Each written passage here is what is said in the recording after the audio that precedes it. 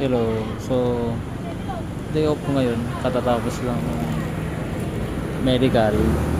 Bale, ang plano ko lang talaga ngayon ay bumili ng detergent saka yung panlabangan.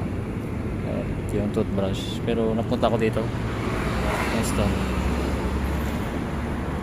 Sinawing palad tayo at napagastos na naman. Pero tingnan nyo naman guys ang nabili natin.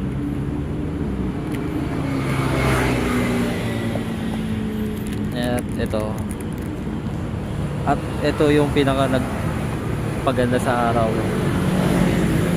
101 lang muna, wala pa tayo nung pangmalakasan, nasa 3,000 na tayo. So i-unbox natin ito mamaya.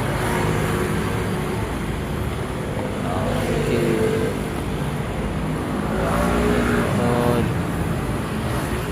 working investor, dito tayo at nagtatrabaho tayo and nag-invest tayo sa mga tools na kakailangan natin in the future.